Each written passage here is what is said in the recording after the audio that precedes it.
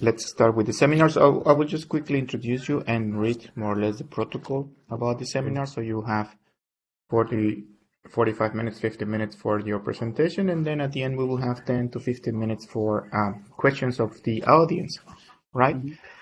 So, buenos días a todos. Les damos la bienvenida al seminario de esta semana. The seminar will be given by Dr. Bo Weng. Dr. Bo received his Ph.D. degree in physical chemistry in 2018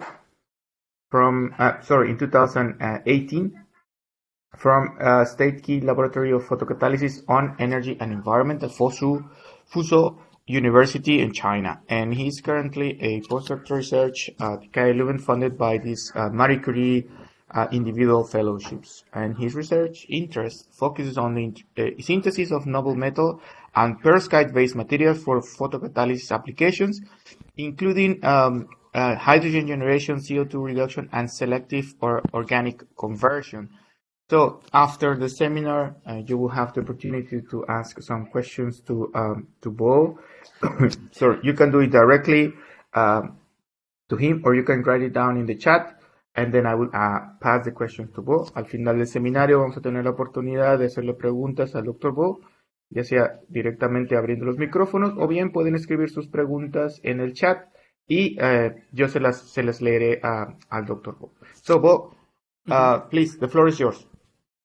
Okay. Hello, everyone. First of all, thank you, everyone, for your introduction and give me such an opportunity to show my recent work. And I'm Bo Weng from KU Leuven, and now a postdoc at Martin Luther Group. And the topic of my presentation will be engineering mental co-catalyst for solar energy conversion. Okay. Like this is the outline. I will first give you just like a simple introduction about the research background, and then introduce the main rule of mental co-catalyst in photocatalysis, and then you take four examples to show what I'm doing about engineering the mental co-catalyst for achieving high efficiency photocatalyst, and then a summary and acknowledgement. Okay, first of all, is the research background. As we know that in the 21st century, energy crisis and environmental pollutions have become the major challenges to the sustainable development of human beings, like here the fossil fuel depletion and the water air pollutions. And what we should do? Like we are also always employing clean and green energy resources such as solar energy to replace the fossil fuels and develop the greener technologies. And among different kinds of technologies like semiconductor-based photocatalysis, which can directly convert the solar energy into chemical fuels, have attracted considerable research attentions. Like here, for the photocatalysis, we have solar energy conversions like with CO2 reduction and hydrogen evolution and the nitrogen fixations, and also for environmental remediation, we can like do the water treatment, the VOC removal, and also resource recoveries. So the photocatalyst has actually been regarded as one of the most promising strategies to simultaneously alleviate the energy and the environmental issues. And next, I would like to introduce you some basic process of photocatalysis. As here see, when the energy with the light energy of the light when the light with energy larger than the band gap of semiconductors, they will irradiate excited to generate the electrons and the holes in the conduction band and the valence band, and then the electrons and the holes will separate to the surface of the catalyst, and then in the step 3, the photogenic electrons will perform occur reduction reaction, and the holes will perform oxidation reactions. However, for the for the single semiconductor photocatalyst, they have two drawbacks, such as like lack of surface reaction side. Like here, we don't have reaction side, then the reactions will perform in a low speed, and also they have another problem is the recombination of the electrodes holes, and if the electrodes hole recombined, they cannot occur the reduction reactions. These two sides lead to the low efficiency of the single semiconductor photocatalysis. What we should do? Co-catalyst. Here, if we load reduction co-catalyst and oxidation co-catalyst into the surface of semiconductors, it can first of all suppressing the recombination of electrodes and the holes. Also, the addition of co-catalyst can serve as the reduction active site, and also it lowering the activity energy of the reaction, and also enhance the light harvesting of the semiconductors, and improving the stability of the co-catalyst. With the loading of co-catalyst, the efficiency of the semiconductors can be improved significantly, and which we can achieve higher solar energy conversion efficiency. And up to now, we have different types of co-catalysts reported in the literature, like noble metal co-catalyst, and the metal oxide co-catalyst, and the metal sulfate co-catalysts. Among those co-catalysts, my research work is mainly focused on the metal co-catalysts. Like here, when we engineering metal co-catalyst for photocatalysis, we have different strategies to further improve the efficiency of co-catalyst, and then the overall for solar energy conversion efficiency. And my research work focus on this four part. And in the next slide, I will just take some typical examples to show what I have done in this four part to achieve a higher efficiency of the photocatalyst. Okay, the first work I want to introduce to you is about engineering the twin defect of the photocatalyst. We can selectively reduction of CO2 to CO using gold nanoparticles. We know that generally when we use gold nanoparticles as a co-catalyst of the semiconductor, such as titanium dioxide, we generally will produce both of CO and the methane as the reduction product. Here in this work, we introduced the twin boundary into the FCC gold nanoparticles, and interestingly we found that with the introduction of the twin boundary in the FCC gold nanoparticles, we can tuning the selectivity of the reduction product. Like here, we use the CO2 in this twin boundary. We can selectively convert into CO. Okay, we first to perform some theoretical predictions. We first choose different crystal phase of gold nanoparticles, FCC gold nanoparticles. We're calculating the reduction process of CO on this different crystal phase of gold nanoparticles, and also from the Gibbs free energy, we can see that here in the FCC gold, and the CO2 is more favorable to convert into methane, since the Gibbs free energy is more lower than the CO production. And then when we introduce twin defect into the FCC gold, like here, we also use the same crystal phase of gold nanoparticles. Interestingly, we find that the reaction barrier for the CO producing of CO and the methane is changed. Like here, with the introduction of twin defect, the CO2 to CO pathway exhibits the lower energy barrier. So this means that the FCC, the presence of twin defect may be favorable for the conversion of CO2 to CO. And based on this theoretical predictions, we then synthesize of gold nanoparticles loaded on the titanium dioxide as a support, and then from the TM in this image in the figure C, we can see that the boundary of the gold nanoparticles, and FFT conversions further confirm the twin boundary of this here. Gold nanoparticles. And then we use thin closure XRD to investigate XRD analysis the structure is complete, and we find the that is mainly consists of anodized and lutein, and the gold nanoparticles can be detected if we increase the additional amount of gold into 15%, and also like from the DIS spectrum, we can see that we can see the SPR peak belonging to the gold nanoparticles, and the presence of twin defect exhibited to the shift of the SPR peak, and the band gap of the titanium dioxide is slightly decreased. Also, using XPS, we confirm that the gold nanoparticles is totally space, and also the titanium and oxygen has been the valence state of titanium and oxygen has been slightly affected due to the introduction of gold nanoparticles, because like the gold nanoparticles may accept the electrons from titanium dioxide, and the bending energy of this company that will just decrease slightly. And then the reduction to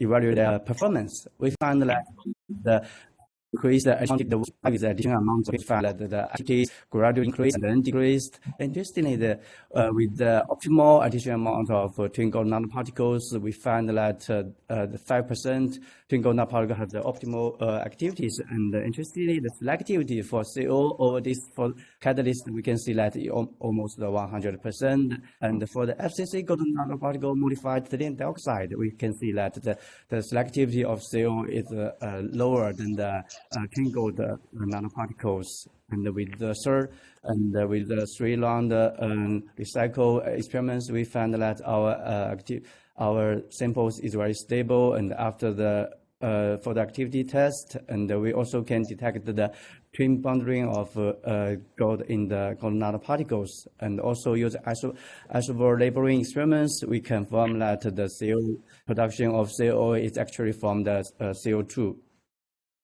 And then we use a lot of photoelectrochemical characterizations to analyze the charge separation of the samples. As compared with the twin FCC gold nanoparticles, we found that the presence of twin defect in the gold nanoparticles can reduce the charge transfer resistance, since we have a smaller semicycles in the EIS analysis. And the photocatalysis analysis in figure B shows that the twin gold nanoparticles can generate higher current density. This demonstrates that the twin gold nanoparticles is more effective than the FCC gold nanoparticles to separate the electron and the holes. And also the photoluminescence analysis demonstrate that the 5% twin gold nanoparticles have the minimal photoluminescence intensity. This is because the gold nanoparticles can more efficiently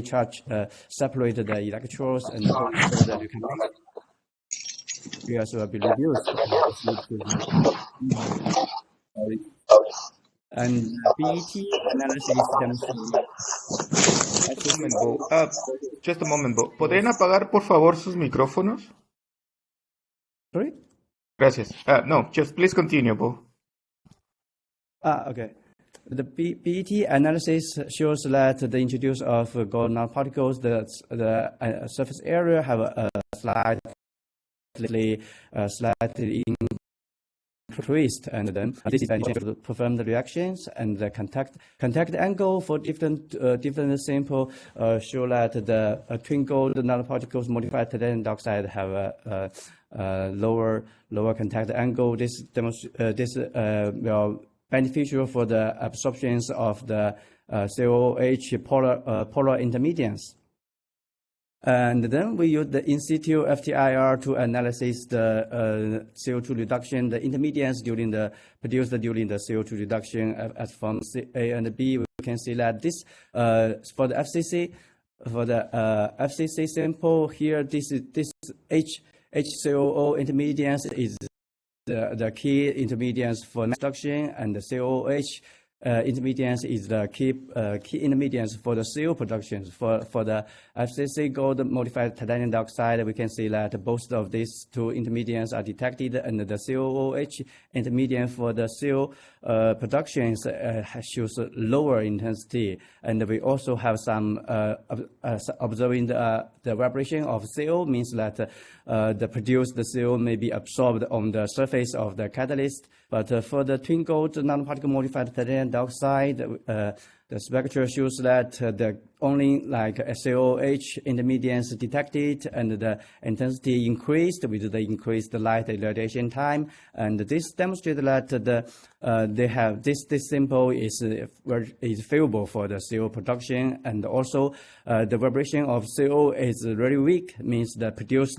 CO can be released to the systems and not absorbed on the surface of the catalyst. And we also use a COTBD. We demonstrate like here with the FCC sample, they have a higher absorption temperature, demonstrated that these samples can have a stronger absorption abilities toward the CO. So the stronger absorption ability toward CO is not good for the release of the CO product, and also for the methanol. And we can see that for the twin gold, they have a stronger absorption ability toward the methane.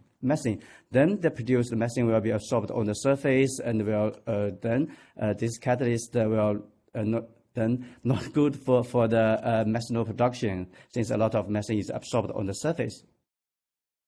And then next work tuning the size of metal co-catalyst, and investigate their stabilities in the light irradiation. The symbol is stabilize the ultra small gold cluster for enhanced photoreduction catalysis.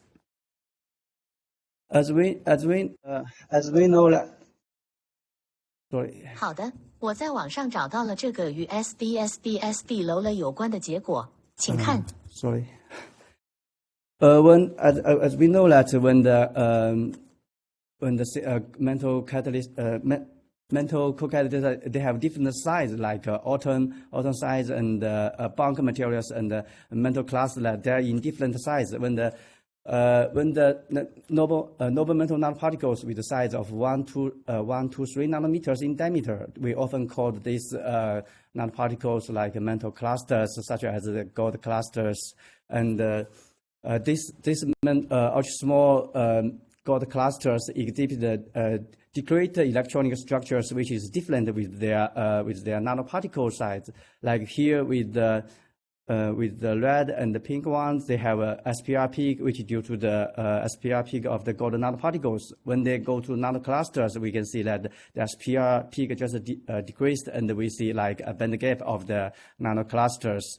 However, due to the smaller size, the clusters generally will not stable, and they suffer from instability during the light irradiation, and because they have extremely high surface area energy and large surface, and they will aggregate it into gold nanoparticles. So how can we stabilize these ultra small nanoclusters is very important. In this work, I just show a method to stabilize these ultra small metal nanoclusters under light irradiation. And here we first synthesize gold 25 clusters. We can see the size of the gold clusters is 1.4 nanometers, and also the absorption spectra is totally different with the gold nanoparticles, and also their color is also different with nanoparticles. And then we use an interfacial modified process to prepare such a silicon oxide gold nanoparticle BPI sample. The BPI is a polymer. It can first modify on the silicon dioxide surface to make it a positive charge, and then the negative charge, the gold clusters can using an electronic self-assemble process to loading on the surface of silicon dioxide. And we also use a pH volume adjust process. Like here, we just tuning the pH of the silicon dioxide into 2, and they also make the silicon dioxide positive charged, and then also loading loading the gold clusters onto the surface of the silicon dioxide. And then next, we use these two different samples. SAP means modified by the BPI, and SAP is like prepared with a pH at just the measures. When we evaluate these two samples 10 hours, we can see that the size of gold clusters change obviously. Like with the BPI modification, the size can be kept in at 1.4 nanometers, but with the sample prepared with pH adjustment methods, and the gold clusters just aggregate into gold nanoparticles with 6.2 nanometers. And also for the SAP sample, after 10-hour irradiation, we can detect the obvious SPR peak belonging to the gold nanoparticles. This experiment demonstrates that with the BPI modification, we can improve the stability of gold clusters under light irradiation. And then next, we want to tell why the BPI modification can improve the stabilities. We use the XPS to analyze the SAP sample before and after light irradiation. We can see that the gold clusters consist of metallic gold and gold ionium. And for this one, sulfate to peak, and we can see that there are no obvious changes in the peaks. This belonging to the glutathione modified gold nanoparticles. And from our previous work, we demonstrated that if the gold clusters aggregate into gold nanoparticles, there will be a sulfate species at 169 electrofold here, but we not detect this peak. Demonstrate that the BPI modification can stabilize the gold clusters. And then we detect the carbon, oxygen, and the nitrogen peaks. We find that they have a slightly change of the peaks, and this is because like the BPI can serve with higher reductive abilities, can serve as the efficient reductive agent. Then the ligands of the gold clusters will be protected, and the BPI will be oxide, but not the ligands of the gold cluster. So the gold clusters can be stabilized due to the presence of BPI. And we also use different support like zinc oxide and lutein titanium dioxide. We demonstrate that no matter what kind of support it is, and the BPI modification methods can stabilize the gold clusters. Also, we use another APTS, just another polymers without reduction abilities. We find that the APTS modified silicon dioxide cannot stabilize our gold clusters, and they change into and the gold clusters aggregated into large gold nanoparticles. This experiment demonstrates the university of the BPI modification strategies. And then we tested the activities of silicon dioxide and the silicon dioxide modified gold cluster samples. We found that the efficiency for the sample is very low, only less than 40% of RHB. We use a dye degradation as a proper reaction. Only less than 40% is degraded during the 10 hours. We want to further improve the efficiency of these samples. And then we use the BPI and titanium dioxide coating methods, coating out of the silicon gold cluster outside of the gold clusters. Like here, we use we tune in the addition of the TIP, the precursor of titanium dioxide, and we tune in the additional amount of TIP. We can obtain the titanium dioxide layer with different thickness of the titanium dioxide layer, and also the presence of titanium dioxide gold cluster can be confirmed by the EDX. Like from the XRD, we find that no obvious titanium dioxide can be observed, and it is mainly due to attributed to the silicon dioxide. This is because the loading amount of titanium dioxide is very low. But from the DRS spectra, we can see that the absorption in the UV region is increased with the increase of additional amount of titanium dioxide. And this demonstrated the presence of titanium dioxide, and the light absorption properties of gold clusters are keeping the constants.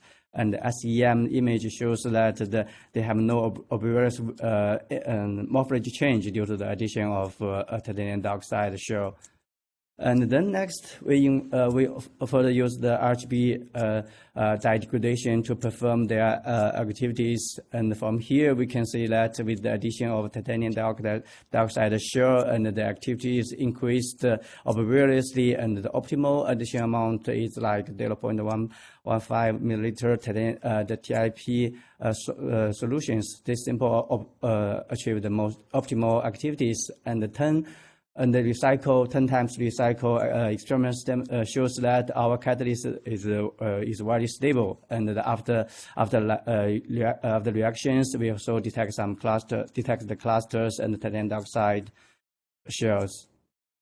And then we use the photoelectrochemical analysis and absorption analysis to analyze why we have such enhanced activities. From the photo currently, we can see that with the additional amount of a small amount of titanium, signature of titanium dioxide, they have a higher photocurrent density, and then also the lower charge transfer efficiency.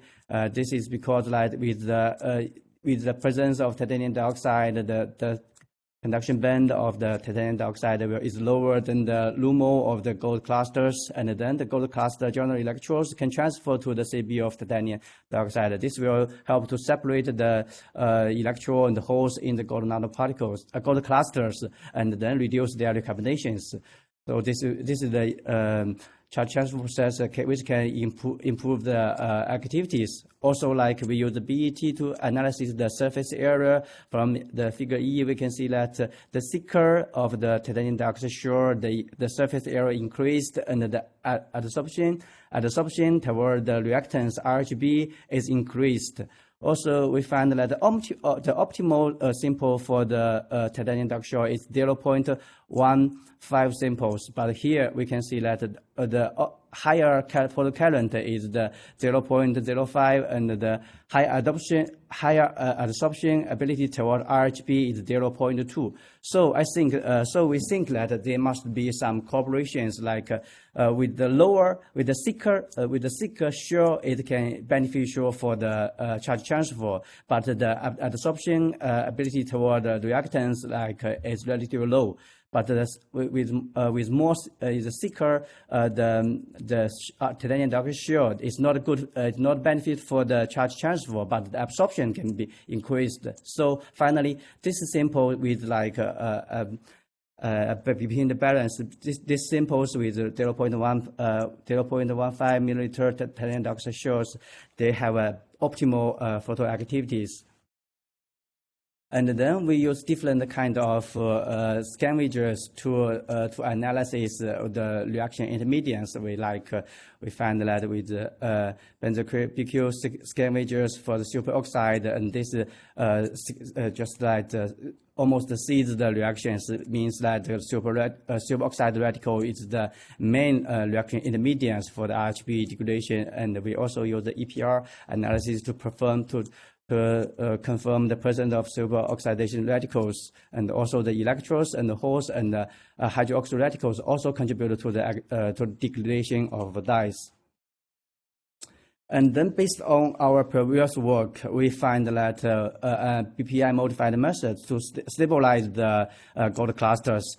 But it can only when we irradiate it, we find that if we further irradiate further increase the irradiation time of this sample, such as we go into 48 hours, we find that the BPI modification methods is still limited. And finally, gold clusters will also aggregate into gold nanoparticle. This is because the BPI may be droplet during the oxidation of the holes. So finally, the gold cluster will be oxide and aggregated into gold nanoparticles. So in this work, we want to investigate how these two clusters aggregated into the bigger gold nanoparticles. In this work, we use the in situ TEM to analyze this process.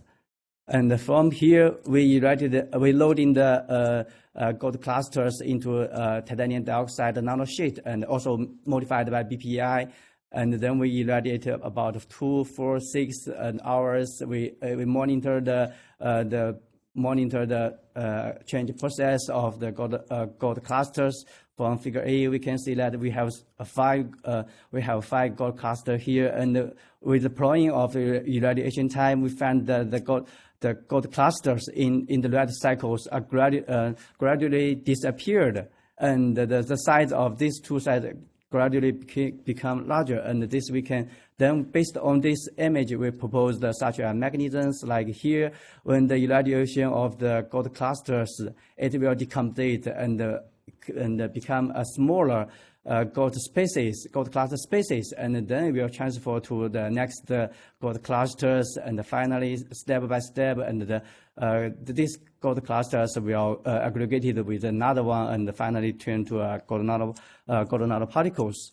And we have also observed another interesting things, like in another position, we also find that this, as you can see, these two clusters, and with the light irradiation, they move to each other and finally aggregate into a larger nanoparticles. Like here, this is belongs to Oswald wrapping, and the first one is like just this. Two clusters move to each other and aggregated is called migration and Coriolis mechanisms, and also for here is Oswald wrapping mechanisms for this mechanism for the aggregation of gold clusters. And then another work is like we're tuning the morphology and the crystallicities of Palladium nanocube. We want to investigate the morphology effect and the crystalline effect of Photocatalysis on the performance. The first work I want to show is like we synthesize like different sized Palladium nanocubes and load them into titanium dioxide nanosheet for simultaneous hydrogen evolution and diacid oxide asthma production. And first, we use aqueous solution methods to produce the Palladium nanocube with different sizes, like here with 70, 40, and 7 nanometers nanocubes. And then we're loading this different size of Palladium cubes into titanium dioxide sheet. And we can observe, we can confirm, use TEM, we can confirm that the Palladium nanocube is successful loading on the titanium dioxide. And we characterization these two samples, like TC sample means like titanium dioxide and the Palladium nanocube, and the TP samples names like we also synthesize 7 nanometers titanium dioxide modified 7 nanometers Palladium nanoparticles means TP samples. We find that the XRD have no obvious change due to the addition of different Palladium nanoparticles and the cubes, and the DR spectures shows enhanced visible light absorption due to the introduction of Palladiums, and this is because like the Palladiums can enhance the light scattering. And then Raman spectrum shows that as compared with the titanium dioxide nanosheet, and they have a slightly shift of the peak of the EG of titanium dioxide. This suggests that the loading of Palladium, metal Palladiums have an interaction between the titanium dioxide. So we have observed such an observation, and this is all confirmed by the XPS. We can see that titanium and oxygen peaks have a slightly shift. And the Palladium XPS of Palladium spectrum demonstrate that our Palladium nanoparticle is metallic but not iron. Then we use the ethanol conversion as probable reactions. We can convert conversion of ethanol to hydrogen and simultaneous to the diacid oxygen ethane simultaneously. We see that from here with the addition of Palladium nanoparticles, 7 nanometers, we can see that activities have a obvious increase for hydrogen production. And then when we change the morphology of Palladium from nanoparticles to nanocubes, we can see that three different sides of palladium nanocubes can exhibit the enhanced activity than the palladium nanoparticle modified titanium dioxide samples, and with the decrease of palladium cube size and the activities gradually increased, and the 7 nanometer palladium nanocubes exhibit higher the sample. Also, this similar is also for the ethanol conversion efficiency and the DEE productions, and the TON of the titanium palladium nanocube modified is obviously higher than the blank titanium dioxide nanosheet. And we want to analyze the charge transfer efficiency over different samples. We try to analyze why the palladium cube have a higher efficiency than the palladium nanoparticles. Like here, when we load in the palladium into the titanium dioxide, we will form a Skåde barrier here. So this like the electrons from titanium dioxide transfer to palladium, and then the charge will separated and cannot backflow to the conduction band of titanium dioxide. So this will decrease the recombination of electrons in electron holes in titanium dioxide. And here we use the current CV analysis and the EIS also to show that the higher current intensity is achieved over the palladium nanocubes with 7 nanometers palladium cubes, and exhibit higher photocatalysis. This demonstrates that these samples is best for the charge transfer to separate the charge transfer in titanium dioxide nanosheet. And also the EIS shows that the 7 nanometer palladium cubes, TCS7s have the smallest charge transfer resistance. And also the LSV analysis, like for the hydrogen productions, and this TCS7 samples have the lowest overall potentials for the hydrogen evolution. And the F for the photoluminescence suggests that the nanocubes exhibit like higher efficiency to separate the the electrons on the holes, then restart the recombination, and then lead to the lower PL intensity. And the scheme here shows that the palladium nanocubes can faster transfer the electrons in the titanium dioxide, and then well, as compared with the palladium nanoparticles. So this palladium nanocubes modified titanium dioxide samples exhibit higher efficiency than the palladium nanocube modified titanium dioxide samples. And then we use the cycle experiments to analyze the stabilities. After 7 round analysis, we found that they are very stable during the amount hydrogen evolution and also ethanol conversions. And after reactions, the XRD of the samples keep the same, and no obvious change of the crystal structures is observed. Also, when we change the light intensity, we also see that the activities gradually increased. This demonstrated that the light intensity have a obvious effect on the photocatalytic performance. And we also then analyzed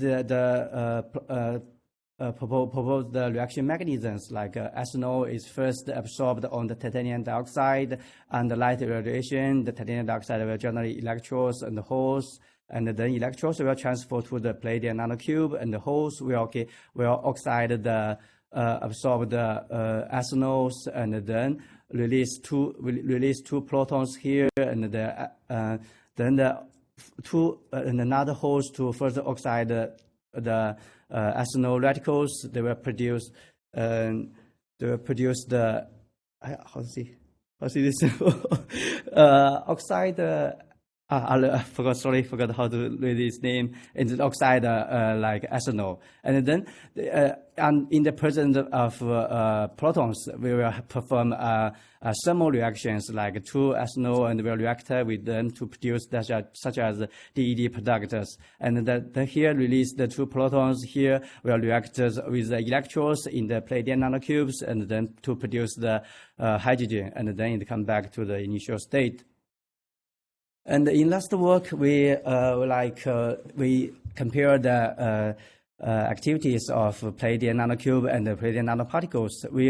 In the next work, we further compare. We first effected the factory engineering of the palladium nanocrystals. We prepared two different kind of palladiums, like octahedron, like it is exposed to 1,1 crystal phase, and the cube exposed to 001 crystal phase. Like we compare the effect of the exposed crystal phase on the photoactive performance. Like here, we first prepare of different palladium nanocube and octahedron samples, and then loading on the titanium dioxide nanosheet. And from PEM, we can see that they are loading on the titanium dioxide. And as you can see, that palladium nanocubes explode 6,100 fisters, and the octahedrons exhibit 8,111 fisters. And then we analyze this TC sample and like TP. This is not TP, and NC and NO samples. We analyze the crystal structures, and the loading of palladium NC and NO do not affect the crystal structure of titanium dioxide. But from the Raman structures, we can also observe a slight shift of the titanium dioxide peak. This is because they have some stronger interaction between the support and the palladium metal palladiums, and also confirmed by the XPS and the DRS spectra demonstrated like the introduction of palladiums have enhanced with polarity absorptions. And when we use the photocatalytic selective hydrogen of aromatic natural compounds to amines, we loading different amount of NO and NC. We compare their photoactivities. We can see that the NO samples exhibit the higher conversion efficiency of aromatic natural compounds. And we also use different kind of natural compounds and to demonstrate the universality of these samples.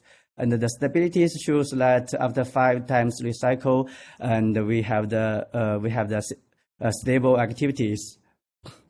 From the we also analyze the charge separation efficiency of titanium and the palladium samples. We find that with the NO sample, it exhibits the highest scored barrier between the palladium and the titanium dioxide, and we can see that the higher scored barrier is more efficiency in inhibit the backflow of the charges, so that the electrons transfer to the palladium, NO palladiums will be stay in here, but here with lower scored barrier, the electrons may be transferred back to the conduction band and lead to the recombination of the electrons. And this is the reasons why these NO samples can exhibit higher efficiency. And also the similar analysis, we use the photoluminance, photocurrent, LSV, ERS, and CV and ERS to analysis demonstrate that the NO sample is more efficient than NC sample in inhibit the charge kind recombinations, so it can exhibit higher activities. And then we use absorption experiments to demonstrate that the NO samples have higher absorption abilities toward the reactants. And the hydrogen TPD analysis shows that with the palladium NO samples, we exhibit higher absorption toward the hydrogen. This shows that the NO sample can absorb more protons on the surface. This is good, beneficial for the natural compounds reduction reactions. And due to time limited, I will just have a quick show you another work about tuning the crystallinity of the palladium nanocube. We used as we can show in the previous work, we use palladium cubes. Here we use we use a solvent methods. We make this palladium nanocubes with the atmosphere outer surface.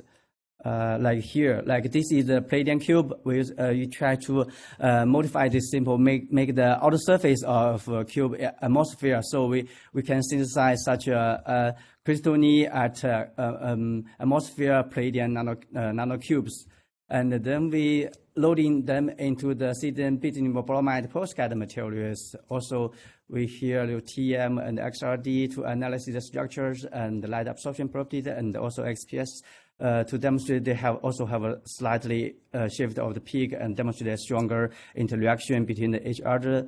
And we use the selectivity, benzyl alcohol oxidation, and hydrogen production as the probable reactions.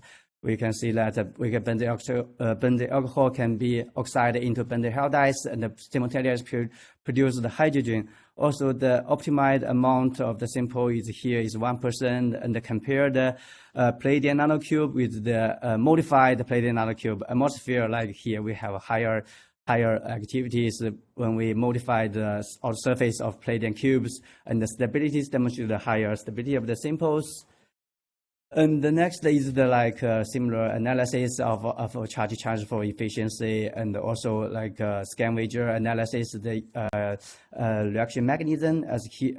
From here we can see that the evaluation of the perovskite materials can join electrodes and holes, and the electrodes transfer to the Palladium nanocube to produce the hydrogen, and the benzyl alcohol will be oxidized to the benzyl halides. And the presence of atmosphere outer surface is good, as it can provide more activity side than the crystalline Palladium cube. So it exhibits higher activities. This is another work, is like the crystal phase engineering of the Leucinium nanoparticles. In this work, we just prepare the HCP Leucinium nanoparticles and the FCC Leucinium nanoparticles and compare their activities toward the benzyl alcohol oxidation and hydrogen production. We found that the FCC Leucinium nanoparticles can be more efficient in separate the electrodes and the holes. Like here, more electrodes can trapped by the FCC sample due to the higher scored barriers. I will quickly show it. It's good crystal structures and the TEM analysis of the structures of FCC and HCP Leucinium. And the activity analysis demonstrated that FCC sample exhibit higher efficiency. And also here, the most important part is the scored barrier analysis. Like FCC samples can have a higher scored barriers, so the the electrons in the FCC Leucinium nanoparticles can be trapped in the Leucinium particles, and the backflow of the electrons will be reduced. So the recombination of electron holes in titanium dioxide will be reduced. This is the key point why the FCC Leucinium sample exhibit higher efficiency than the HCP one. And it's also the analysis analysis of the samples. I would like to short introduction about the reaction mechanisms. Like here with titanium dioxide, generally electrodes and the holes will oxide the benzyl alcohol to produce the benzyl alcohol radicals. We here use EPR to demonstrate the presence of such radicals, and then another hole will oxide the radicals to our product benzyl halides, and also two protons released from the benzyl alcohol will react with hydrogen with electrons to produce the hydrogen. And it's a short summary. Let's go it. And that acknowledgement, I would like to thank about Martin Luo first, and Yuo Hofken, and Elke Deploy, and Min Chun Yang from my Chinese colleagues, and thank you for the group members for helping my work, and thank you for the funding from EU and FWO. Okay, thank you for your attention. Hi, Bo. Thank you very much for the seminar. I think it was quite a lot of information condensed in 48, 50 minutes. But okay, let's see if we have some questions from the audience. Inicia la sesión de preguntas. Si alguien quiere preguntar directamente al Dr. Bo, adelante. Si no, pueden escribir su mensaje en el chat y yo le haré la pregunta al Dr. Bo. So, Bo, I have one question, but many, but we'll just ask one. Regarding the setup, how do you do these measurements? Because they have to be like in a calibrated way, and You know, I'm curious about the setup you used. Could you please show us how you do Yes, it? this I show the slide here. This is the simple setup we perform the reactions. Like here, we're using this here to evacuate all the reaction systems. And here we just like we have a hole here, and we can take the gas samples from this holes, and then inject it to the GC. We analyze the different like product like hydrogen and the CO and the messy, and then if we perform the such as benzyl alcohol oxidation, we liquid product, we then use and the GC to analyze the liquid product. And here I show the full screen about this slide. We use this sample to analysis about the messy and the CO and also hydrogen. We come here in this slide, we use a syringe to take some samples from this here, and then we inject to this GC, and then we use 5A column to separate the hydrogen, oxygen, and the nitrogen. We use a proper Q column to separate the CO2, CO, and the messy, and then they will all go to the TCD detectors, and the TCD detector will detect the hydrogen, oxygen, and the nitrogen, and we then use a mass slider to convert the CO to messy, and then use FID to detect the messy of the single. Yeah, this is how we detect the gas products. For the liquid products, we just use like GC. Okay, so you use the GC for all your analysis, right? GC for all the analysis, yes. And certain pretreatments like these columns that you are showing into, just depending on the products you are obtaining, right? Yes, sure. If you only want to analysis like hydrogen, 5A column is enough. But you want to analyze the messy and the CO, you need a proper Q columns to separate the different product. And I guess with all the calibrations involved, right? Yeah, for the calibration curves, like we have to we take some pure hydrogen and inject to our systems, and then take some samples outside of the reactors and inject to the GC. We can take we have 1 milliliter, 2 milliliter, 3 milliliter pure hydrogen into the reactors, and then we will inject to the GC, and we then have different with the addition of different amount of pure hydrogens, we can get different dots about the amount of hydrogen and the surface area from GC, and then we can get a calibration curves from the systems, and then Okay, thank you both. Wait, we have a question of a colleague, Pablo Cardoso, and he says, are you considering to use concave nanoparticles? Sorry? Are you considering to use concave nanoparticles? You know, having this special form feature, concave? I'm not tried that before. As you see, I'm mostly focused on the noble mental nanoparticles. Yeah. Okay. Well, you know, this is special structure. You know, concave. Okay. Because you showed like nanocubes, octahedrons or cube octahedrons, something like that. But some like kind of a concave nanoparticle, like if you cut into a sphere, and then the question is, are you considering to use those types of nanoparticles for your experiments? Sure. Yeah, this is also interesting. It's like we have different morphology. Maybe we can try in the future. But we can try in the future to analyze. It's always interesting since the morphology of the mental nanoparticles always affected the crystal phase, and the surface is different, and then they will show different activities. Yeah, it will be interesting. We can try later, but I'm not trying right now. Yeah. Okay. I don't know if there will be other questions from the audience. You can ask directly or write down your questions in the chat. Pueden preguntar directamente o escribir la pregunta en el chat. At the beginning of your presentation, I saw that when you were making these gold nanoclusters, they display photoluminescence, right? Yeah. Or just I saw it wrong. Here. Photoluminescence, you mean? Yeah, but I saw a picture where you have like in a cubit. This one. At the very beginning of your presentation. Yeah, that one. The E. Is that a real sample you produce? Yeah, sure. This is the solutions of gold clusters is like, yes, light yellow. And when it irradiated with 365 nanometers, it exhibits like here. This is the emission of the gold clusters. Yeah. Did you analyze, for instance, more specific properties of those gold nanoclusters, like Not decay yet, times because and so on?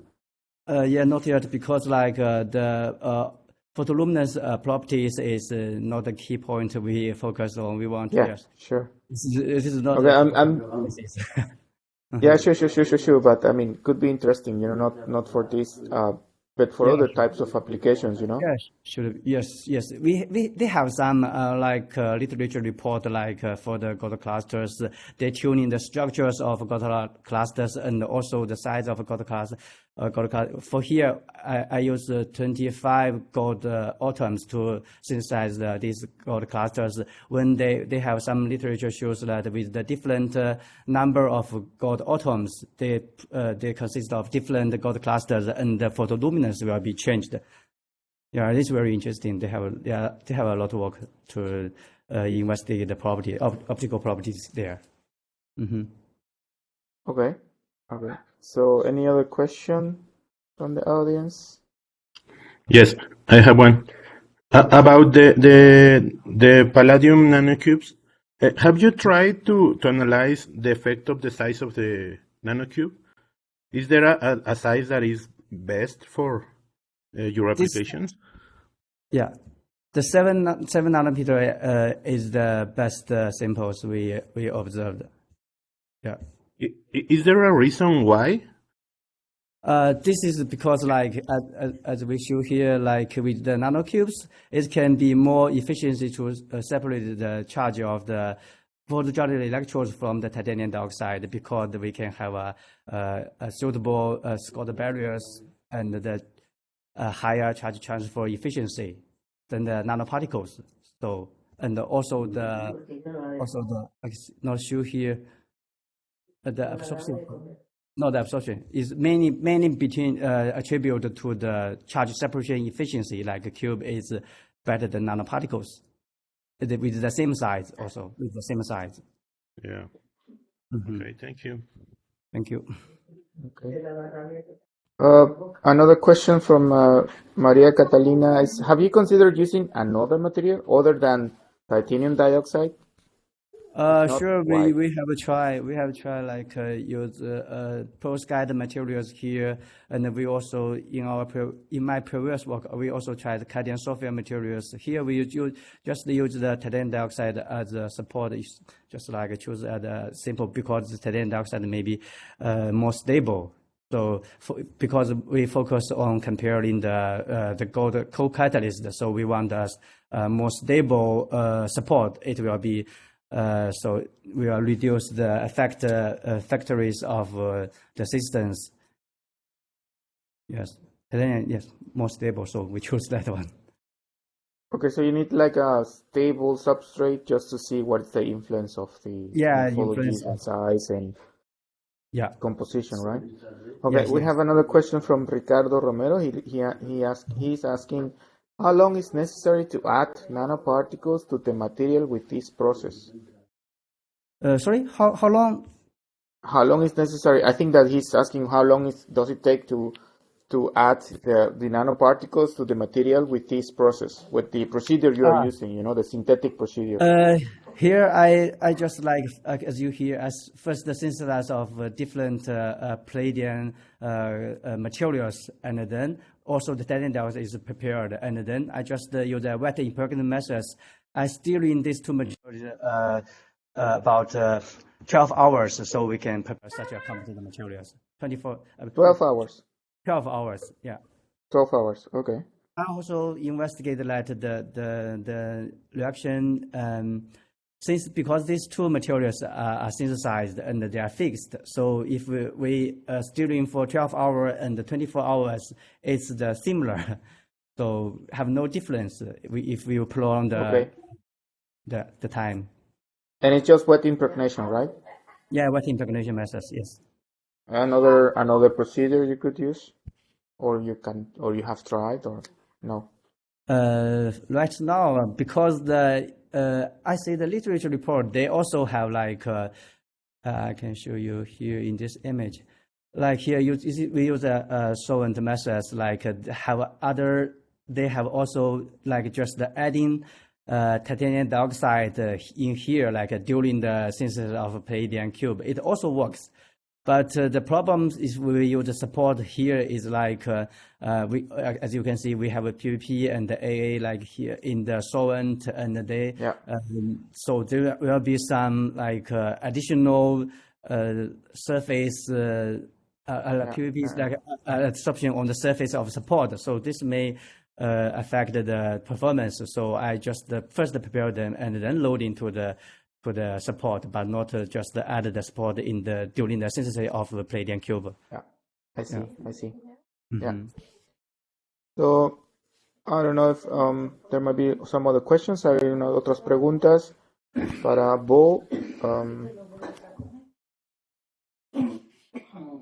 Well, if not that is not the case, then thank you again, Bo, for accepting the invitation. Muchas gracias a todos por estar en el seminario.